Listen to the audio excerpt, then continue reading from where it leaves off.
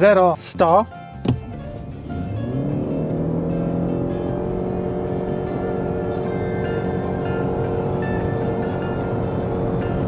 (7:47). Bardziej interesuje mnie do 50. 2 sekundy 62 setne. Mam tu trudny wyjazd, tak? Wciskam gaz i natychmiast mam tutaj dostęp do tej mocy, tak? Od zera. No, to przyszedł czas na Forjitsu Kujitsu. Pierwsza rzecz, wsiadam, gdzieś muszę położyć telefon. No i tu jest taka sytuacja, że mały telefon wejdzie tu, bardzo fajnie. Dużego telefonu już tu nie położę. Tu możemy coś rzucić, jak nie mamy żadnego innego uchwytu w planie. Mamy tak zwaną indukcję, bo ten telefon tam włożony jest kompletnie niedostępny. Oczywiście duży, mały, bez problemu. No nagrzewa, tak? iPhone to się zawsze nagrzewa, potem wyłącza i to się w ogóle nie ładuje, niestety. Patentem może być uchwyt tu, bez problemu. Oczywiście wszystko, co jest od szyby, idzie tam. Za wyświetlaczem nie bardzo coś od szyby by się zmieściło, chyba że tutaj. Tu jest taki patent. To się przykleja, tu mamy MagSafe'a i przyczepiamy sobie telefon tutaj. I to bardzo dobrze funkcjonuje, tego typu uchwyt. We wszystkich samochodach, gdzie ten tablet jest jeszcze tak odstający, tu można też z tyłu przykleić, jeśli to jest wystarczająco płaskie. Gorzej jest, jak nosisz okulary, na przykład z pokrowcem. Do tego masz jeszcze jakieś przeciwsłoneczne i na nie już nie ma miejscu, bo uwaga, w aucie bez szyberdachu nie ma uchwytu na okularki, a w wersji z szyberdachem jest. No więc tu się robi już taki troszeczkę bałagan. No nie zamknie się, niestety. O, znalazłem patent na podwyższenie podłokietnika. Trzeba położyć okularki, no bo bez tego oczywiście podłokietnik jest płaski i jest za krótki dla osób niższych. Drobne kobiety, drobne osoby nie będą mogły tu sobie podeprzeć łokcia, bo to jest po prostu za krótkie. Dla mnie 1,82 m jest to krytycznie krótki podłokietnik na maksymalnym wysunięciu. Tak, jest w ogóle nieprzydatny. Przyznam, że jest zima. Mamy tutaj ogrzewaną szybę przed nią. Jak wielu użytkowników Fordów już wie, to jest taka siateczka. Do tego trzeba naprawdę przywyknąć. To widać bardzo. Bardzo fajna, gruba i solidna klamra. Zacisk pasa dla kierowcy, dla pasażerów. Już nie. Często się zdarza, że zaraz po odpaleniu mamy tu jakiś ekran powitalny, ale powiedzmy to nie wpływa na funkcjonalność auta, można od razu jechać. Natomiast te mrozy wszystkie, które obecnie są na poziomie -6, tu się różne rzeczy dzieją z tym tabletem. Przy wstecznym na przykład potrafi się odpalić ten widok wstecznego, ale nie ma funkcji wyboru. To trzeba chwilę zaczekać albo odpalić od nowa. Kilka razy mi się to zdarzyło. Natomiast jak już jesteśmy przy tylnej kamerze, to mamy tu genialny szeroki kąt. O właśnie, klikam i czekam, tak? I to się nie odpala. I co ja mogę? Jeszcze raz. O, udało. Tak to właśnie funkcjonuje w zimie szczególnie, kiedy auto jest zmrożone. Mamy super szeroki kąt z tyłu i mamy, jak sobie odpalimy kamerę stąd, super szeroki kąt również z przodu. I naprawdę widać, jak już mamy odpaloną kamerę, to powinny być te funkcje do przedniej kamery również, tak? A tak to musimy wyłączyć wsteczny, włączyć kamerę stąd i dopiero mamy obsługę tej przedniej kamery. Na co dzień korzysta się oczywiście z 360, bardzo fajnie się parkuje, bo widać z lotu ptaka linię. To są jedyne fizyczne przyciski, jakie pozostały na desce. To jest jedna deska plastiku, która po prostu się klika w ten sposób, tak? Tu mam asystenta parkowania. Działa to bardzo fajnie, ale bardziej tak pod amerykańskie ulice, które są szersze. Wołanie kamery, odmrażanie szyby. Klikniemy na maksa odmrażanie szyby, to włącza się i dmuchawa na maksa i włącza się również elektryczna siata. Tu mamy tryby. Co tu mamy? Normalny ekosportowy, śliska nawierzchnia. Prawdopodobnie tutaj jest troszeczkę większe wspomaganie tylnego napędu. I ten tylny napęd można sobie podczas jazdy będziemy widzieć, ile mocy idzie naprzód, ile idzie na tył. Przed nami skrzy się przepięknie Uetliberg oraz Księżyc. Panel klimy znalazł się w zasadzie tu i to jest przemyślane. Wolałbym fizyczny oczywiście panel, natomiast tu jest to tak, że z niewielkim wysiłkiem w zasadzie znajdziemy każdą funkcję dosyć szybko. Na przykład zmiana siły nadmuchu wygląda tak, że pojawia się taki suwak, natomiast my tego suwaka nie musimy używać i nie musimy podnosić całej ręki. Swoją drogą suwak przed chwilą zniknął. Tak. Jak sobie już tu oprzemy łapę, to mamy od razu tutaj plus i minus. To jedyne, co widzę. Tak samo jest z ogrzewaniem siedzeń. Pojawia nam się suwak, że możemy sobie machnąć tak. Możemy też klikać w to samo miejsce, tak? Czyli cały czas ręka pozostanie całkiem fajnie oparta. Tu obsługa plusa, minusa jest to samo. Uciążliwe to jest to, bo to tyle trwa. No i tu jest dopiero góra, dół, tak, rozdział nawiewu na kabinę. Swoją drogą ładne i czytelne animacje. I to po jakimś czasie sobie zniknie samo. O właśnie. O, ciekawe, można mieć dwie nawigacje. Proszę, proszę. Nawigacja samochodowa i nawigacja z Google'a. Natomiast nawigacja samochodowa po roku straciła sobie ważność. No i trzeba zapłacić Nie. Pojedźmy sobie troszkę tym samochodem.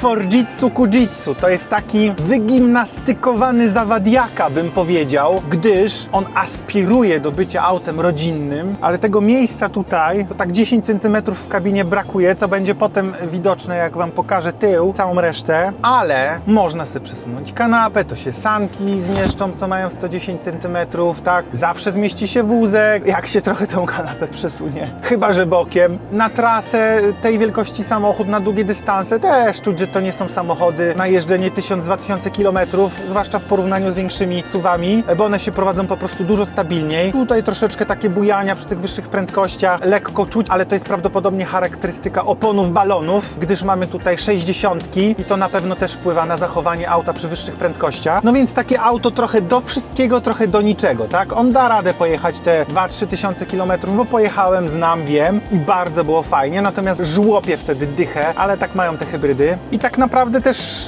takie codzienne auto, prawda, jako jedno, jedyne główne auto dla rodziny, no to troszeczkę jest tu za mało miejsca, tak? To będzie widać potem, jak jeszcze tu wrzucimy foteliki i inne gadżety, że tutaj jest tak krytycznie, powiedzmy, z tym miejscem, ale da radę. Idziemy sobie, pojedziemy. Do roboty! Złotym Wybrzeżem. Tu bardzo fajnie. Jest przycisk Home, jeden, jedyny. Od razu wchodzę w nawigację Google, nie mam z tym problemu. Swoją drogą, byłem właśnie w Urzędzie Komunikacji Miejskiej w Zurychu, ponieważ zmienione zostało ubezpieczenie do tego samochodu i trzeba było nowe papiery wydrukować i trwało to minutę. No może dwie, z podziwianiem pięknego słońca, które przed chwilą było zupełnie czerwone. Z panią urzędniczką żeśmy się zachwycali. Tak to działa tutaj. I to kocham w tym kraju, chociaż nie wszystko w tym kraju kocham. Idź mi z tą wichurą. No jedyneczka jest bardzo cicha. Dwójeczka lekko sobie szumi. Trójeczkę już słychać. Przy czwóreczce jeszcze pogadasz. Przy piątce zaczyna nieźle wiać. Szóstka i siódemka ekstremalne sytuacje. I to jest właśnie Ford Kuga w hybrydzie, tak? Tu wciskasz gaz, auto od razu jedzie. Kocham to w hybrydach. Nie tak jak w normalnych spaliniakach, że wciskasz gaz, auto zaczyna się lekko toczyć te pół sekundy do sekundy i potem dostaje kopa i wtedy fajnie jedzie i robi dobre wyniki. Natomiast dobrym wynikiem dla mnie jest, kiedy ja jestem w stanie wjechać szybko w rondo, w zasadzie natychmiast, tak? Więc to przyspieszenie jest na takie codzienne jeżdżenie dla mnie kluczowe, tak? Nie jeździmy już szybko. W Polsce do 140, w Szwajcarii do 120, w Czechach do 130. Wyższe prędkości są w ogóle nam już niepotrzebne i tak samo już się designuje te auta, że mają w sobie prędkość maksymalną 180. Natomiast na co dzień w tamtych właśnie krążownikach typu 240 koni diesel sobie jechałem kiedyś, przyznam szczerze, ku rozpaczy mojej żony zakochałem się w Passerati. I poszedłem to auto na serio oglądać. Było przepiękny, ten taki mleczny, szary. Taki RS ten kolor, prawda? Taki audicowy. Proszę ja was. A z tego pasa to się skręca, czy się nie skręca? Chyba się skręca. Przecież muszę skręcić.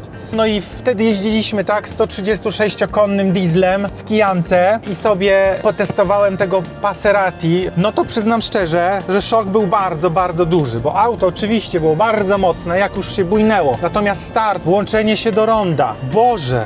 Jak wsiadłem z powrotem do kij, pomyślałem sobie, jakie zrywne auto, a ma 100 koni mniej. Bardzo szybka i żwawa była skrzynia, dlatego się pewnie rozwalała troszkę szybciej. Może WAG chroni te skrzynie tym takim lagiem, natomiast w ogóle tej mocy w Passacie nie było absolutnie czuć w codziennym użytkowaniu. Ona była niedostępna niemalże, dopiero na autostradzie przy dużych prędkościach tak. No więc tutaj, jak załatwiasz sprawunki, takie jak ja dzisiaj, podjadę sobie tu, podjadę sobie tam, auto się szybko otwiera, w zasadzie błyskawicznie, tak? Nie muszę położyć ręki na klamce i czekać, aż on odblokuje zamki, tylko ja od razu szarpę za klamkę i Kuga się od razu otwiera. W taką zimę dupsko grzeje tak szybko i tak mocno, że można usmażyć jajeczka i to dwa naraz. Plery grzeje bardzo mocno. To samo jest z wieńcem kierownicy. Ładnie podgrzewa calusieńki wieniec, więc gdzie byś nie lubił złapać kierownicy, wszędzie będzie ci przy -5 cieplutko. Natomiast jeśli chodzi o ten materiał, on udaje taką pikowaną skórę, ale to skóra nie jest, od razu was rozczaruje, to jest gumoleum, ale gumoleum wysokiej jakości, rzekłbym. Takie jak całe to to auto tak naprawdę, nie? Tutaj wysokiej jakości materiałów nie ma, więc zapomnijcie o jakimkolwiek porównywaniu do tak zwanego premium, tudzież do fake premium. I to też lubię w Kudze i w ogóle w Fordach, że te auta niczego nie udają. One nie aspirują do premium, bo nie mają czym. To jest wszystko...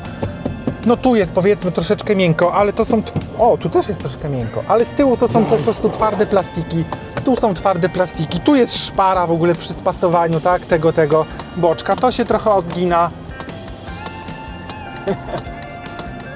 No i to jest Ford. Jedni mówią, że jest niewiele wart, natomiast przyznam szczerze, że zastanawiam się, dlaczego ja tak bardzo lubię Forda Kugę. I po głębszej analizie stwierdziłem, że ile razy nie jeździliśmy sobie Focusikami. Do Focusa wsiadasz, jedziesz, wszystko jest czytelne, wszystko jest proste, wszystko jest sprawne.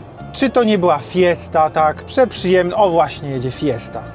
Kurczę, jakie to były przyjemne, miłe auta. Już ich nie produkują. Jeździliśmy sobie, pamiętam, taką Fiestą ST-Line. Ona miała tam tych koni 150 albo 180. Co prawda naprzód gubiło to trakcję, ale to fajnie mieliło tymi kołami. Była zabawa. Czy na przykład Ford Edge, tak? I do którego Forda w życiu nie wsiadłem, zawsze było miło. Auta przede wszystkim bardzo dobrze się prowadziły i miały fajne zawieszenia. Tu jest tak samo. To jest wersja ST-Line X, bez dokupionego szyberdachu i matrixów. W zasadzie komplet, jeśli chodzi o wyposażenie. Nie jest to plugin, z tego co wiem, jak sobie googleniecie, to pluginy mają różne bolączki, kłopoty. Natomiast ta wersja w HEV ma swoje takie mało miasteczkowe bolączki, typu właśnie ten wyświetlacz, jak widzieliście, że to raz zadziała, raz nie. Ale jeśli chodzi o podstawową funkcję samochodu, czyli wsiadasz i jedziesz, to auto działa zawsze. Na mrozie zamarznięte klamki i tak zwany bezdotyk działały, w Hyundaiu nie działały. Też bez guziczka, też na sam dotyk. To menu zawsze jest dla mnie zagadką. Słowo daję, że tutaj wychodzimy z tego ekranu zapętlonego na 3 funkcje. Dopiero wchodząc w inną funkcję jest zapętlona inna funkcja. No już lepiej tego nie wytłumaczę. Bardzo lubię trener i EV, tak zwany, że pokazuje, na czym obecnie jedziemy, a obecnie stoimy.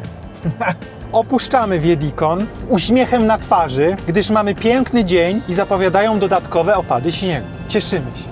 Oj, złapało nas czerwone światło. No to na tym czerwonym świetle omówmy sobie te dźwigienki. To nie ma żadnej ergonomii. W grupie Volkswagena przed najnowszymi modelami było tu takie fajne wgłębienie na palec. Dosyć taki chwytliwy plastik a la gumoleum, bym powiedział. I bardzo łatwo się zmieniało różne funkcje. Tu jest najtańszy, najtwardszy po prostu plastik jak zabawka. W ogóle ta tylna wycieraczka, ten guziczek, to jest takie śmich na sali, to tak musnąć i to się włącza. Gdyby to był zabawkowy Ford dla dzieci, tak, takie autko na pedały, to bym to zrozumiał, tak? I tutaj często ta ręka się ślizga na tych manetkach. To powoduje, że czasami po prostu chcesz coś zrobić, a nie możesz, tak? Bo to jest tak zrobione, więc to jest taniocha straszna. A tu panom wysypały się szyszki i w panice zbierają je z drogi, aby samochody nie jechały czasem po szyszkach. Tak się dba o obywatela. I teraz tak, jeżdżąc sobie właśnie w takim cyklu miejskim, proszę zobaczyć, przejechaliśmy 4,5 km, z czego 3,3 km elektrycznie. To jest zwykła hybryda, akumulatorek ma tam kilowat z hakiem i to auto toczy się bardzo dużo na prądzie. Przy prędkościach takich, na przykład właśnie Złote Wybrzeże, zobaczycie, będziemy sobie jechać prawie całe Złote Wybrzeże, zrobimy na takiej bateryjce 1 kW, to jest jakieś 10 km, pi razy oko. Dlaczego? Dlatego, że często są tam sygnalizacje świetlne, na których hamujemy, odzyskujemy energię. Ruch tam to po prostu jak w Bernie. Wszyscy jadą powoli, spokojnie ruszają, więc bardzo spokojnie ruszając idzie tym samochodem osiągnąć 50, 60, nawet 80 na samym prądzie. I tak tocząc się możemy zrobić 2/3 trasy właśnie takiej płaskiej na Złotym Wybrzeżu na samym prądzie, nie mając auta tak naprawdę na prąd. Tą uszczelkę trzeba nasmarować. A dlaczego? A dlatego, to jest konstrukcja samonośna i ona troszeczkę sobie pracuje i słychać to po tym, że uszczelka, ocierając się o metalową część, której dotyka, po prostu lekko skrzypi. Tak wygląda centrum Zurychu w dzień roboczy. Mamy godzinę 9:30. Tu raz do roku spływają się wszystkie statki, łączą się platformami i jest tak zwana Weinmesse. Ludzie, płacisz jedną opłatę i próbujesz najlepszych win na świecie. Polecam serdecznie, jakby ktoś przyjechał do Zurychu. Jako student kumpel oczywiście załatwiał wejściówki za darmo. Boże kochany, coś pięknego. Tu mamy przepiękny Open House, też polecam. Mają nielimitowany budżet po prostu na przedstawienia i warto chociaż raz w życiu tą operę odwiedzić. Zaczynamy sobie teraz rajd przez Goldküste. Bardzo warto włączyć tryb L. Zrąbane jest kompletnie pokrętło zmiany biegów. Drodzy Państwo, dlatego że tak jak w automatach jest zawsze w jedną stronę skrajne położenie, tak? Czyli albo jedziemy, albo cofamy. I tak było w tych pokrętłach również. Kiach tak jest. Przekręcasz w prawo, jedziesz, przekręcasz w lewo, cofasz. Natomiast tutaj, przez to, że jest tryb L, to P wyskoczyło ze środka i P pojawiło się jako czwarta opcja w skrajnym lewym położeniu, czyli zamiast cofać skrajnie w lewo, wciskasz na P i stoisz. I to jest antypraktyczne. Natomiast tryb L, słuchajcie, to jest po prostu najgenialniejszy tryb, jaki może być po prostu w hybrydzie. To jest jedyna opcja, jaką możemy regulować rekuperację w tym samochodzie. Ona domyślnie prawie nie hamuje samochodu bez trybu L. Z trybem L hamuje całkiem pokaźnie. O, tu Państwo chwilkę zaczekacie, bo jest poranny ruch. I teraz dochodzi do takiego absurdu niemalże, że ja wciskając gaz, a auto pokazuje, że nie tylko jedzie elektrycznie, ale co jakiś czas się nawet ładuje, jadąc na gazie. Fenomen, po pierwsze, to co powiedziałem, po drugie, to, że działa jak elektryk, tak? Czyli puszczasz hamulec, auto wyhamowuje niemalże do zera, czyli w zasadzie można jechać bez hamulca, używając samego pedału gazu, świetnie to działa i do tego ma jeszcze jedną taką bardzo dobrą cechę, że w momencie, kiedy ja puszczam ten gaz, auto zaczyna wyhamowywać. Ten pierwszy moment jest bardzo płynny. Ostatnio w Hyundaiu, na tym najmocniejszym trybie, zauważyłem, że jak puszczasz gaz, to jest nagłe szarpnięcie. Robi się wręcz niedobrze, tak? Najczęściej jeżdżę w Hyundaiu na jedynce, na dwójce. Tutaj tej regulacji nie ma, ale to jest tak uniwersalnie i dobrze zrobione, że naprawdę nie kręci się w głowie, kiedy puszczamy ten gaz i kiedy go wciskamy. Świetnie zrobione. I kolejna zaleta trybu L to jest jazda w górach. Jeśli jeździcie w górach latem, to rekuperowanie zastąpi Wam hamulec, utrzymuje prędkość nawet na ostrych zjazdach. I co się dzieje w momencie, kiedy tu mi pika, że przekroczyłem prędkość, a nie przekroczyłem, bo jest 60, a nie 50, więc się oczywiście kamera pomyliła i cały system. Na szczęście mamy tutaj taki guziczek do limitowania prędkości, tylko go trzeba po prostu przytrzymać i zbań. Nie wchodzimy w żadne menu, nic się nie musimy tutaj bawić. I latem hamujemy rekuperacją i ta rekuperacja nie przestaje działać w momencie, kiedy bateria jest pełna. Tu mamy właśnie taką sytuację. Puszczam gaz, bateria jest pełna, jesteśmy na zjeździe, auto automatycznie hamuje obrotami. Tak? W zasadzie natychmiast, jak tylko puszczam gaz. Bo jesteśmy w trybie L.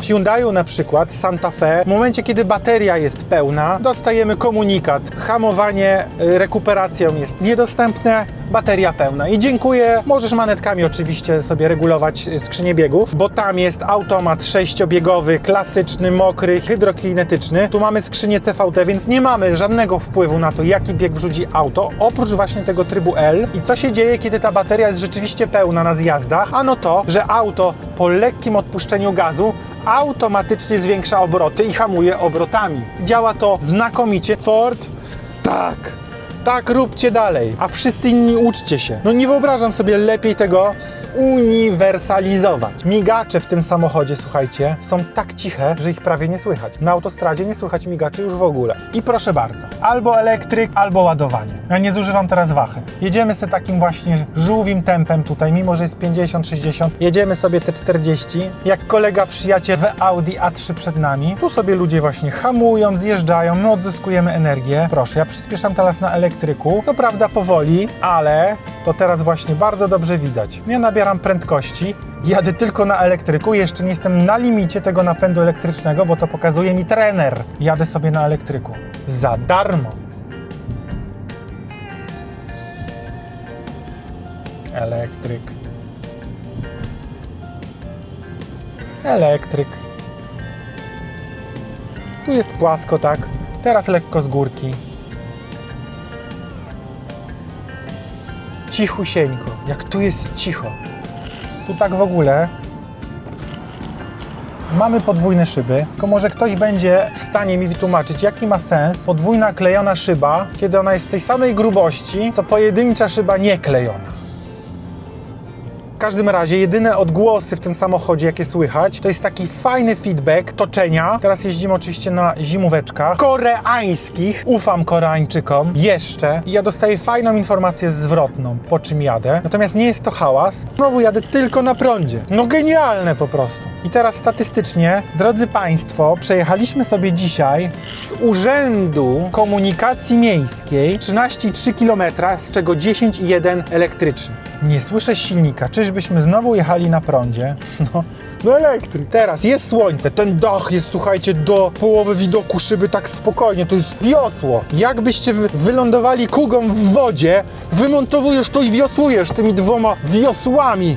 Natomiast to świecenie boczne, wolałbym, żeby zastosowali stary, dobry patent, na przykład z BMW, że to się pięknie przesuwa, no ale nie zastosowali. Nic nie muszą, mogą, a nie muszą i to jest właśnie wolno. I ty wybierasz, czy to wybierasz, czy nie wybierasz. Znowu jedziemy sobie na prądzie, znowu jedziemy na samym prądzie. Znowu jedziemy na samym prądzie. To jest cały dzień słońce, dlatego nazywa się Złote Wybrzeże, ponieważ cały czas świeci słońce, kiedy świeci słońce. Jak nie świeci słońce, to tu też nie świeci słońce. No i tym Złotym Wybrzeżem sobie tak jedziemy. Lepiej wypić kawę przed jazdą tym wybrzeżem. Jadąc po świeże jajeczka na wieś, zdarzyło się leżeć dużemu kamieniowi na środku drogi, zaraz za zakrętem, którego nie było w stanie zawczasu wypatrzeć, więc ta kuga przejechała przez ten kamień. Hałas był duży, kontrola wykazała uszkodzenie przynajmniej chłodzenia tej baterii trakcyjnej. Osłonki były troszeczkę porwane i uszkodzony kabel wysokowoltowy. Auto Ford zalecił wyłączyć z ruchu natychmiast. Czyli, drodzy Państwo, uszkadzacie, nie wiem, na jakimś wyższym krawężniku albo przejeżdżacie przez nagle jakiś offroad czy coś. Uszkadzacie choćby chłodzenie tej baterii. Auto musi być wyłączone z użytku, gdyż, jak mówili, grozi to pożarem. Jeśli nie macie w ubezpieczeniu zastępczego samochodu, to zostajecie bez auta. I teraz uwaga, to się zdarzyło w sierpniu, a przewidywany czas dostawy kabla wysokowoltowego był na styczeń. To nie jest żart. Miejcie to na uwadze,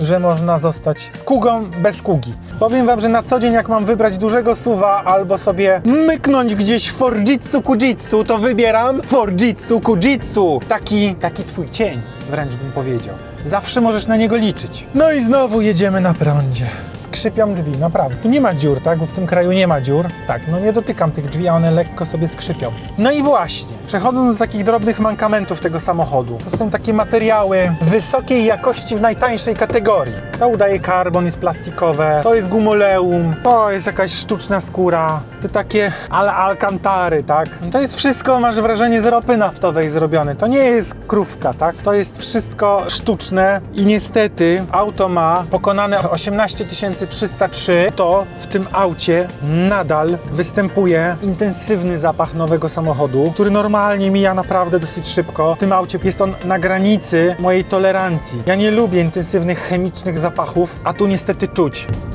To jest gumoleum po prostu. No ale właśnie, Ford nie obiecuje Ci, że jest premium. Kupujesz ST-Line, oczywiście z tą całą chińską obecnie konkurencją dostajemy olbrzymie rabaty i takie auto zamiast 50 000 franków kosztowało 37. Da się, ma pełną opcję, grzane w stołki z tyłu, z przodu, tak, wszystko elektrycznie. O, mamy kontrolę policji. Dzień dobry, do widzenia. Bacznie pan policjant obserwował, czy robimy wszystko prawidłowo. I to auto nie obiecuje, że jest premium i nie jest premium i jego cena nie jest premium. Więc takie rzeczy Fordowi się wybacza, po prostu. Poruszamy się w takim fajnym obszarze całkiem dobrze wykonanego samochodu, bardzo dobrze wyposażonego, w bardzo przystępnej cenie. Jako auto rodzinne da radę. Zdarzyło mi się popełnić dłuższą podróż tym samochodem. Kilka tysięcy łącznie kilometrów, oczywiście Polska, Szwajcaria, z dzieckiem, z wózkami, z całymi tymi bambetlami i to auto dało radę, To było narzekanie, że jest ciasno z tyłu. Rozumiem, sam siedziałem z tyłu i rzeczywiście jest ciasno. Natomiast dodaliśmy sobie tutaj boksa na nieoryginalnych belkach, które przyczepia się do relingów dachowych, które wyglądają jak plastikowe, a nie są plastikowe. Można się dać nabrać przez ich wygląd. Te oryginalne belki fordowskie kosztowały 400 franków, a jakiś bardzo dobry zamiennik kosztowały 130 franków i to polskiej firmy, więc polecam dobrze się rozejrzeć. Boks, tego co kojarzę, 350-litrowy. Może dlatego to spalanie było takie duże. Chociaż naprawdę tym autem w trasie nie da się zejść nisko. poodkrywam sobie nasze okoliczne wsie. Więc tak, to auto da radę jako rodzinne, jeśli naprawdę jakoś ekstremalnie dużo rzeczy nie wozisz. Jeśli masz jedno dziecko, z 2 dzieckami może być krytycznie. Polecam sobie to sprawdzić, naprawdę. Wrzucić tam 2 foteliki i usiąść między tymi fotelikami. A zrobimy to. Jak jest zima, no to trzeba wrzucić saneczki. Nie ma szansy. Co robimy? Kręcimy sobie siedzonko. Dlatego fajnie jest mieć duże rodzinne auto, a nie małe rodzinne auto, bo tu trzeba kombinować. No ale jak komuś to nie przeszkadza, to kombinowanie bywa nawet przyjemne. Czyż nie? Wykorzystamy kształt bagażnika i saneczek, czyli pochyłem, idziemy do pochyłu i już jest lepiej. Natomiast bez przesunięcia tylnej kanapy, damy ją na maksa teraz do przodu, no te saneczki by tu nie weszły. Natomiast jak przesunęliśmy na maksa, no i co? Da się? Da się. O kurde, nie wlazło. Dlatego, że bagażnik tu z boku jest bardziej wąski, czyli żeby przewieźć saneczki, trzeba przesunąć drugą stronę. Tu jest za kierowcą, czyli jak jest rosły kierowca, to jest naprawdę ciasno. Wlazły saneczki. Sanki w sumie włażą w poprzek, tak? No dobrze, ale jak już mamy saneczki, to dziecko najczęściej potrzebuje też wózeczek. Oczywiście to nie Santa Fe, żeby wrzucać go tak. Mamy taki pakuneczek sobie. Czy to wejdzie obok saneczek? Wlazło. Wlazło. To już zaczyna o to zahaczać, nie? I trzeba czasem paluchem do góry to. Proszę bardzo, mamy i wózeczek, i saneczki. Chodzi tu torba lodowa, tu wrzucimy walizę. No ale bywa tak, że to nie jest zima, tylko lato. I wszyscy chcą jechać komfortowo, a my załóżmy mamy 2 dzieci. Kanapę znowu odsunęliśmy na maksa do tyłu. Tu znajduje się nasza spacerówka, ale sprawdźmy, czy jak mamy 2 dzieci, w tym jedno małe, które jeszcze potrzebuje gondolki, czy się 2 wózki zmieszczą do naszej rodzinnej kugi. No więc tutaj się bagażnik oczywiście nie zamknie przy odsuniętych kanapach do tyłu, kiedy wózek jest w pionie. Czyli trzeba wykorzystać jego naturalny kształt i wsadzić go tak. Kanapa na maksa odsunięta do tyłu, a tu jeszcze wsadzimy na przykład mleczko i jajeczko. No dobra, tak to się oczywiście pięknie nam zamknie, a jednak się nie zamknie. Ten element strasznie głęboko wchodzi w bagażnik. Teraz, żeby ta spacerowa się zmieściła, oczywiście użyjemy tutaj kombinacji, wyjmiemy kółko. To jest tylko problem tu z brzegu, zresztą zaraz zobaczymy. Wlazło. To mi przypomina historię w 7-miejscowych autach, kiedy stawiasz 3. rząd, tak? I w wózku trzeba usuwać kółko, bo w tym najmniejszym bagażniku nie ma już miejsca. No dobra, no to jedziemy z drugim. Lepiej mieć składaną gondolkę. Walimy ją na ten wózek. Mamy drugą ramę. Nie no, 2 wózki wlazły. Czy to się zamknie? Tam się nie zamknie. Aha. W pionie. Sprawdźmy. Zresztą zobaczycie. I to zaraz wyskoczy cała ta podsufitka. Ty, bagażnik się zamknął. Czyli w pionie, tak? Natomiast to nasza wspaniała przegroda bagażowa. Jak się takie coś dzieje, zastosowujemy akompaniament rąk. Tu podnosimy sobie to. Podnosimy, aby nie przyciął ręki. A tu jeszcze spróbujemy zrobić inny trik, czyli położyć to, żeby uzyskać jeszcze więcej tej przestrzeni. To są słabe punkty tego bagażnika, tutaj. Tak wyprofilowane plastiki. No dobra, czyli co robimy? Trzeba wyjąć kółko, jedno to większe. I teraz jesteśmy w stanie dużo głębiej to wsunąć. I zobaczmy, jak nasz słaby punkt zachowa się teraz. No proszę, czyli drodzy posiadacze pociech, co tu mamy? Wózek z gondolą i spacerówa. O matko, żona mnie zabije. Tak wchodzą 2 wózki bez problemu. Jeśli podróżujecie z tymi wózkami, no to boks jest konieczny, żeby dalszy bagaż wsadzić do samochodu. Natomiast w takich codziennych wyprawach gdzieś do lasku albo nad rzeczkę 2 wózki wchodzą. Tak? Bez problemu 2 wózki wchodzą przy na maksa odsuniętej kanapie do tyłu. Czyli tam z tyłu wejdą sobie bez problemu 2 foteliki. No to sprawdźmy to. Jeśli ten fotel jest tak na maksa do tyłu odsunięty, no to tam z tyłu nawet fotelika nie wsadzimy, więc jedziemy z nim i to trwa wieki. Te fotele po prostu przesuwają się wieczność całą. No ale powiedzmy, że ja tu teraz bez problemu sobie tutaj siadłem. Izofiksy są rozwiązane w taki sposób. Jest prowadnica, jest zaczep, tak? Cyk. Jeśli ten fotelik teraz położymy, co się zdarza często, no to się okazuje, że mam jeszcze potencjał przesunięcia tego siedzenia do tyłu. Natomiast jeśli dziecko już jest większe i jedzie sobie do przodu, to nie radzę przesuwać bardziej do tyłu, gdyż ta część fotela zostanie zniszczona przez jego nóżki. No to teraz wsadzimy sobie to drugie dziecko. Tu siedzi kierowca. Lezie to tu w ogóle? No, co się może zdarzyć? No może się zdarzyć, że zahaczamy pod tę prowadnicę właśnie i to wcale takie po ciemku łatwe nie jest. No to fajnie, mamy 2 dzieci i Kuga daje radę jako rodzinne auto z 2 wózkami w bagażniku, czyli mamy 4 osoby plus 2 wózki. Więc na wycieczkę z 2 małych dzieci tym autem da się pojechać, a co kiedy mamusia chciałaby usiąść albo tatuś tam pomiędzy? Tędy da się wejść. Przecież to jest auto 5-miejscowe, nieprawdaż? Tak wąsko. No nie. Nie. No nie. Siedzę na plastiku. Musiałbym tak z kosem siedzieć. To się spróbuję zapiąć. Kto mi zakaże? Kto mi zabroni? Nikt mi nie zabroni. Jezu, jak tu ciasno. No ten ryczy, tamten krzyczy. Trzeba ich tu pacyfikować z tyłu, nie? Zapiąłem się. Słuchajcie, dałem radę. Tu mam jedno dziecko, tam mam drugie dziecko. Teraz to w ogóle ten przedni fotel można przesunąć do przodu, albo posadzić wujka, albo ciocię na wycieczkę, tak? No, jeśli drobniejsze osoby z przodu siedzą, to w ogóle te fotele odjadą. No ale ja tu wlazłem, tak? 1,82 m. Czy chciałbym tak długo jechać? Nie chciałbym. Do pół godziny, godziny. Spokojnie da radę. Czyli znowu Kuga udowadnia, że da się, tak? Kanapa jest odsunięta na maksa do tyłu. Z przodu usiądą 2 dorosłe osoby i do tego mamy 2 wózki z tyłu.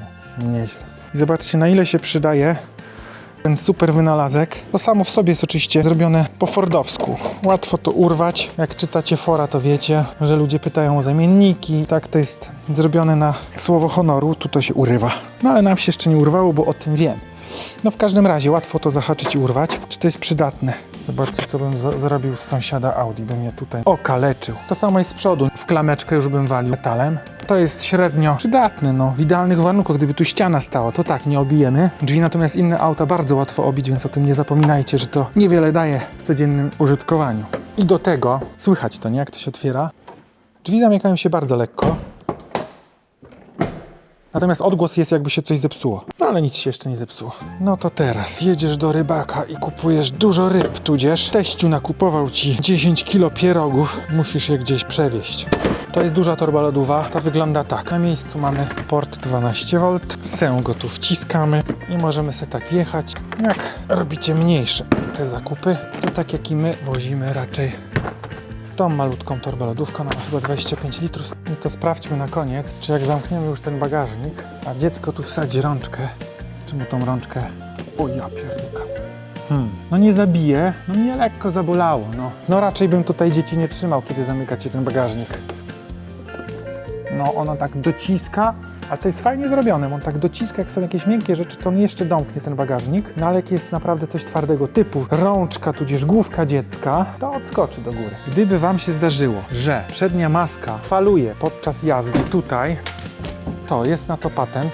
Tu oczywiście nie ma podnośników. Zobaczcie, tu są takie amortyzatory czy coś, nie? Jak to odkręcicie, ale nie za dużo, tak? Bo potem już nie da maski domknąć. Ona się cała usztywnia tutaj i maska mniej faluje. Spróbujcie u siebie, może pomóc. A tak wygląda nasza jednostka napędowa 2,5 litra, pomagana silnikiem elektrycznym. Co lubię, to że tutaj pod wlewem rozpryskiwaczy nie ma bezpośrednio żadnych kabli. W wielu autach pod tym jest od razu pasek albo inne kable, nad lampami to bywa, tak? Woda i elektryka nie chodzą w parze. To się jeszcze trzyma? No ale to jest Ford! Trzyma się! Ledwo. Wiecie dlaczego to auto tak dobrze trzyma się na zakrętach? Bo ma podwójną płetwę. Bezdotyk na klamce jest tylko z przodu, z tyłu nie ma. Jest bezguzikowy. Zobaczcie, jak to bezbłędnie działa skopa. To jest waliza grande. Tu mamy nasz słaby punkt, więc... A jednak się zamknęło. No to jest duża waliza. To jest jeszcze rozszerzona opcja, tak? Bo ją się rozszerza. Więc w rozszerzeniu to Z2 plus tak wygląda kabinowa. Raz, 2, 3, 4. Piąta w pionie. 5 kabinówek spokojnie.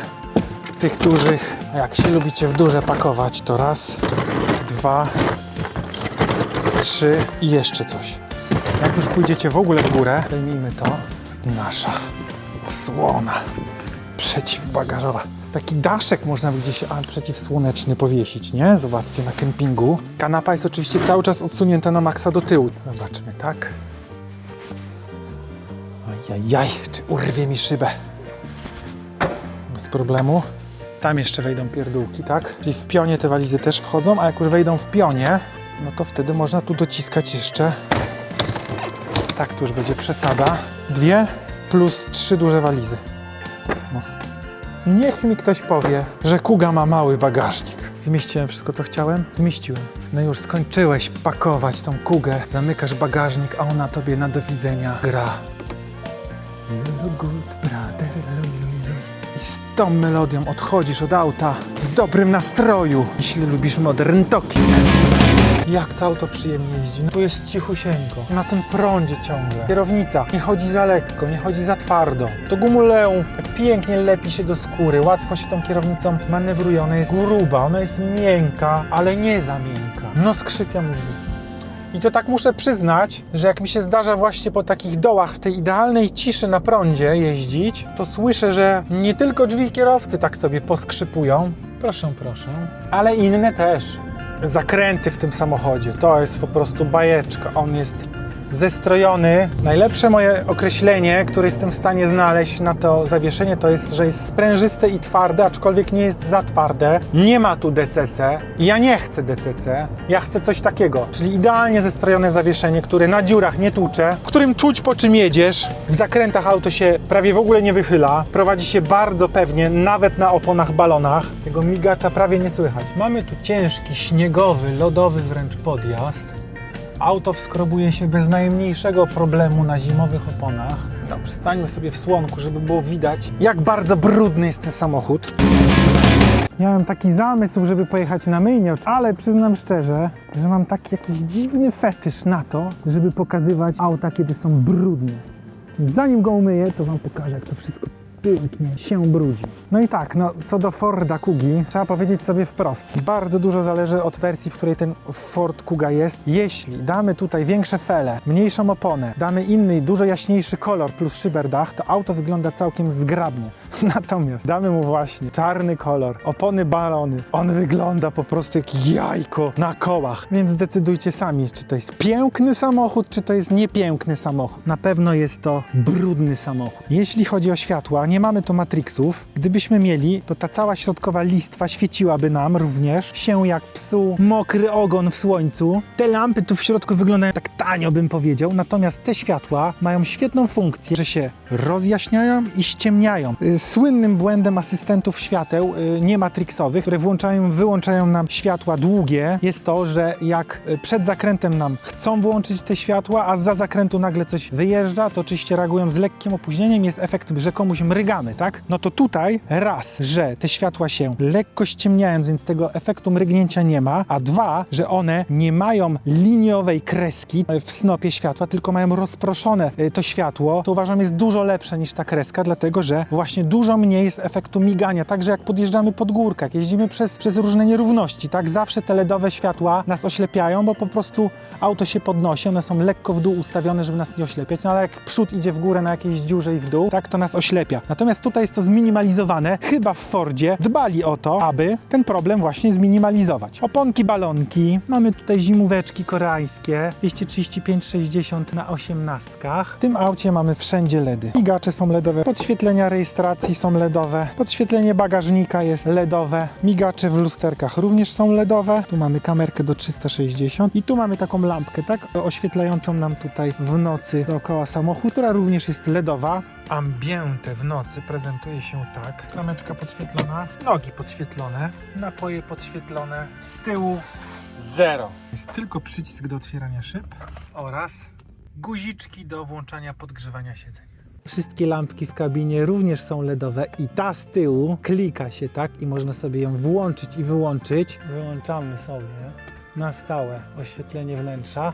Z tyłu lampki są już wyłączone, nie oślepiamy śpiących dzieci, natomiast z przodu możemy spokojnie dysponować światłem. Załatwiłeś już sprawunek, podchodzisz do auta, łapiesz za klamkę, to działa błyskawicznie. Również często jest taka sytuacja, że masz auto w garażu zaparkowane, tu są obok dwa inne auta, więc Podchodzimy do auta z tyłu, a czujniki są tylko w przednich klamkach. W niektórych autach trzeba bardzo blisko podejść, żeby auto się otworzyło. Natomiast w Fordzie kluczyk mam tutaj. Kluczyk to jest taka konstrukcja prosta, mała, bardzo przyjemna, bym powiedział. No i są takie sytuacje, że podchodząc do auta z tyłu, ty chcesz raczej otworzyć tylne drzwi, tak? Więc nie chcesz tam daleko iść. Teraz ja stoję tutaj, kluczyk mam tu gdzie trzymam kamerę i on już reaguje, tak? Ja nie muszę bardzo blisko podejść z tym kluczykiem, co jest oczywiście bardzo wygodne. Tu istnieje taka tandeta, ta wycieraczka.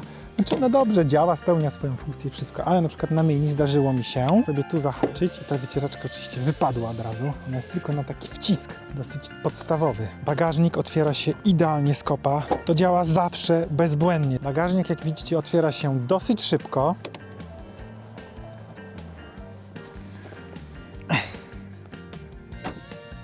5 sekund 75 setnych. 16,5 cm. O tyle przesuwa się kanapa. Oczywiście na sprężynie. Uj, ale żem tu przyfasolił. Tu jest właśnie ten brak 10 cm w długości samochodu, które zmieniłoby absolutnie jego przydatność dla rodziny i dla wielu osób będzie to dyskwalifikacja, tak? Tam siedzi tatuś, tu mamusia, jak jest wysoka, to już nie ma gdzie schować nóżek. Już nie mówiąc o tym, żeby tu oprzeć w ogóle fotelik, jeśli przesuniemy tylną kanapę do przodu. Bo jeśli ją damy na maksa do tyłu, bo powiedzmy nie potrzebujemy tyle rzeczy w bagażniku, to się robi nagle coś takiego, drodzy Państwo. Ja tu mam nagle 16,5 cm na nogi.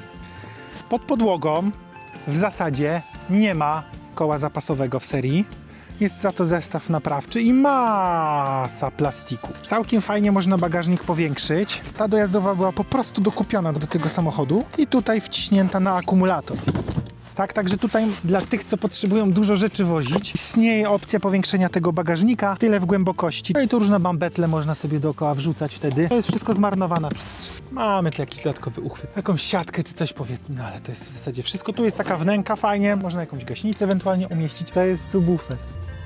Sprytnie. Jest i wnęka, jest subwoofer i do tego miejsce na akumulator. Za to bardzo dobre jest, jak słuchamy podcastu w trasie, że sobie od razu zmieniamy na podcast. Subwoofer możemy sobie oczywiście manualnie podkręcić, natomiast jak nie trzeba, to nie trzeba tego kupować. Jest głośne, jest mocne, jest w miarę zbalansowane to audio, ale no jest raczej pudełkowo. I troszkę szkoda. Jest to lepszy system niż standardowy, na pewno, o całą klasę, natomiast nie jarałbym się napisem B&O. To jest audio w Fordzie. On nie obiecuje, że jest premium, nie udaje, że jest premium i takie jest też to audio. Jest spoko i już. Tutaj mamy fordowską próbę skopiowania Skody. To jest oryginalne akcesorium Forda. To można dokupić, zamontować tam na tych pałąkach i mieć podgłówek. To skrzypi, to już samo opada w ogóle. To jest tak nędzne po prostu w porównaniu do, że tak powiem, skodowskiego oryginału. Ja przyznam szczerze, na to nie narzekam. To idzie naprawdę tutaj oprzeć głowę i se kimnąć. Fakt faktem, że ja tym troszkę walnąłem przed chwilą i może coś uszkodziłem. Trzeba wziąć to pod uwagę. Z tyłu, drodzy Państwo, mamy grzane stołki, mamy 2 USB-C. To miejsce jest ekstremalnie niepraktyczne. Dlaczego? Dlatego, że jak tu podłączysz coś, to najczęściej tu lata jakaś torba, albo w ogóle ci dziecko gdzieś tu będzie się skrabywać. Gdzie stawia nóżkę? Oczywiście tu. I te kable połamały się już przy tym wejściu do USB-C. Próg mamy bardzo nisko. Jak chcecie sobie gdzieś wrzucić telefonik przez tą dziurę, możecie wrzucić i on wtedy ląduje nam tutaj pięknie w tej wnęce. Ta wnęka tam ma jeszcze bardzo dużo miejsca, ale z tamtej wnęki nam nasza atrapa wypadnie. Więc tak, z tyłu szczerze mówiąc jest duży kłopot z tym.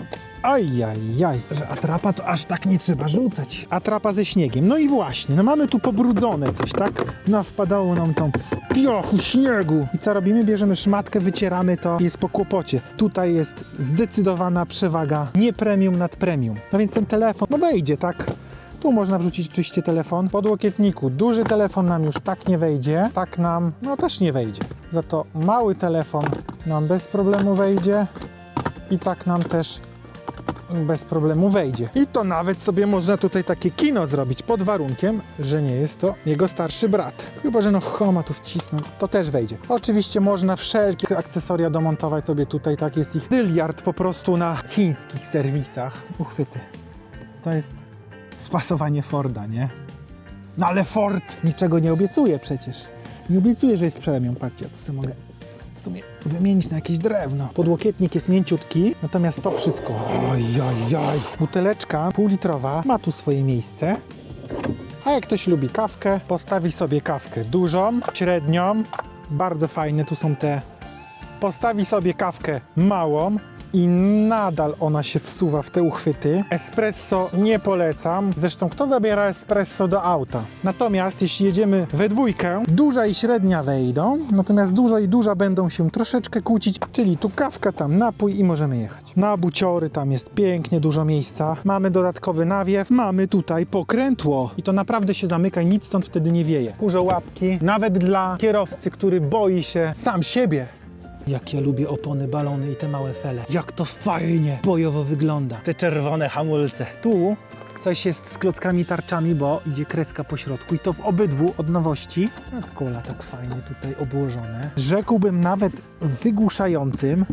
Dlatego auto jest fajnie wyciszone. Z przodu kierowca ma więcej opcji napojowych. Tu można butelkę wsadzić, tu mieści się już dużo większy napój. To wszystko tutaj jest lekko miękkie, natomiast tutaj mamy takie, jak taki byk. Ale tu mamy plastik.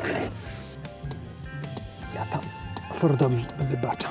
Zmniejszamy i zwiększamy sobie tutaj podświetlenie zegarów i uwaga, sprawdźcie zawsze wersję, którą macie, bo te zegary potrafią w wadliwych modelach przepotwornie piszczeć, trzeszczeć, to jest dźwięk nie do zniesienia, ludzie klną na to na forach. Niektóre warsztaty sobie z tym radzą, wymieniają całe zegary, niektóre nie, ale uważajcie, zanim kupicie ten samochód, zmniejszcie na maksa, zwiększcie na maksa. Ja to wiedziałem, sprawdziłem i nie mam tego problemu. Plastik fantastik, natomiast jest głęboki schowek. Tu naprawdę chodzą takie ważne rzeczy, na przykład jak młot z przecinakiem do pasów. Pamiętajcie Państwo, że w każdym aucie musi to być. Pasy mamy regulowane. Bardzo lubię i szanuję. Coś tu się reguluje nawet. Bardzo fajnie działająca pamięć foteli. Oczywiście podczas jazdy nie można wywołać tych programów, dlatego że jak Twoja małżonka siedzi blisko, a Ty daleko, to byś wcisnął niechcący gaz. W najlepszym przypadku. Natomiast cyk, jest ustawione. Do tego jest bardzo fajna funkcja, którą też można wyłączyć, że fotel przy wsiadaniu automatycznie się odsuwa, żeby było troszkę więcej miejsca, a potem się automatycznie zasuwa do zadanego programu. Uważam, że zakres jest wystarczający. Trzeba pamiętać, że to jest SUV i w SUV siedzi się wysoko. Tu mamy jeszcze to. To chyba wytrzyma próbę czasu. Ostatnio siedziałem w Q3, gdzie to po prostu aż stukało na boki. No i te materiały, tak?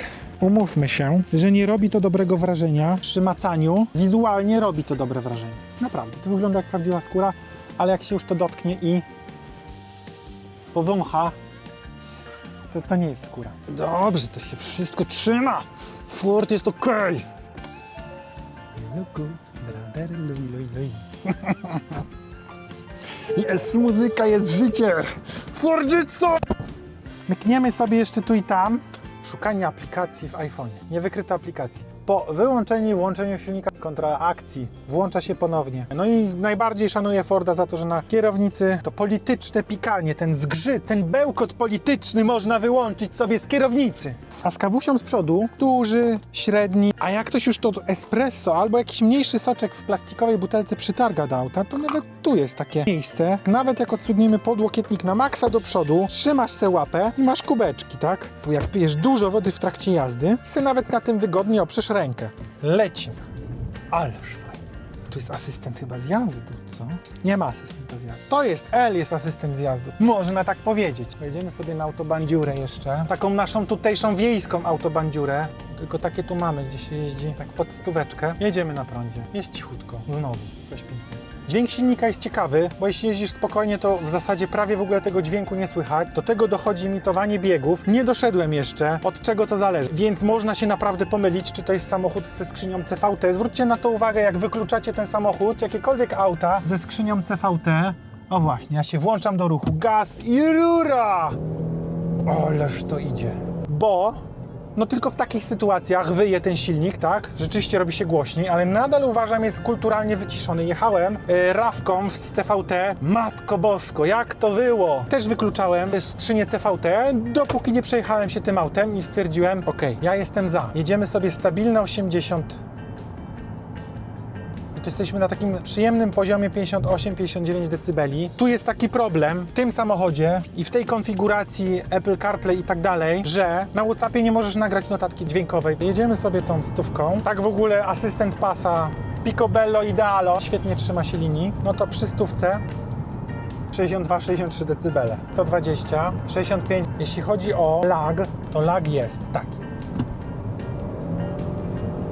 To jest zupełnie co innego niż gdy przyspieszamy od zera, bo wtedy mamy natychmiastowe, rzeczywiste przyspieszenie. Ja lubię to wycie. Ja to polubiłem w tym samochodzie. Tam masz wrażenie, że tam po prostu wyje dinozaur. Tej ręki potrafi po jakimś czasie nie widzieć i przypomni, ale lekucheńkie ruszenie kierownicy wyłącza to już. Nie wyczuwa nas energetycznie.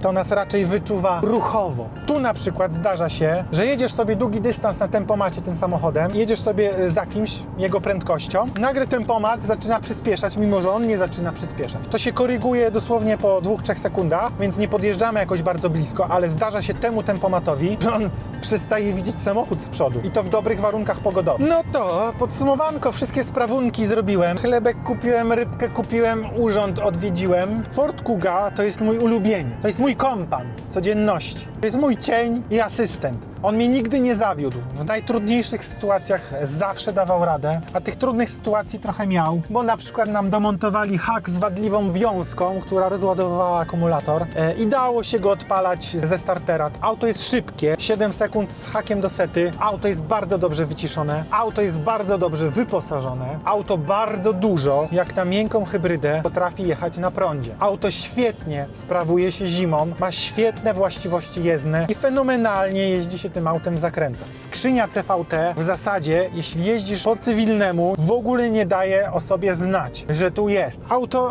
nie obiecuje, że jest premium, więc nie oczekujemy, że jest premium, więc wybaczamy te wszystkie tutejsze plastiki, ale nie ma nigdzie popeliny, tak? Bo te plastiki to są najdroższe materiały z najniższej półki, niemniej jednak podłokietniki są miękkie. Tu też jest miękko, nic mi się nie wbija w tą moją kość. Sprawnie auto się napędza na co dzień. Auto jest dobrze wycenione. Z minusów, auto ma zapach tanich materiałów, który nie znika szybko, więc dla wrażliwców będzie to kłopot. Auto za dużo pali w trasie, dycha plus. Auto ma o 10 cm za krótki rozstaw osi i to czuć w kabinie. Tu zawsze trzeba kombinować. Jak chcesz coś zabrać, wózek, wsadzić dziecko, gdzie fotelik, da się wszystko zrobić, aczkolwiek nie tak jak na przykład w większym Santa Fe, że tam po prostu wrzucasz i nie myślisz. Z dużych wad, które mogą istnieć albo mogą nie istnieć i też mogą istnieć we wszystkich markach, jest to, że to auto w razie jakiejś poważniejszej awarii przez te kłopoty, które mają fabryki w Stanach, może być tymczasowo nienaprawialne. Więc nie rozbijajcie się Fordem Kugą. Czysta przyjemność jazda tym autem. Uważaj, bo możesz zakochać się w Fordzie Kuga. No i znowu jedziemy na prądzie. Dziękuję i pozdrawiam.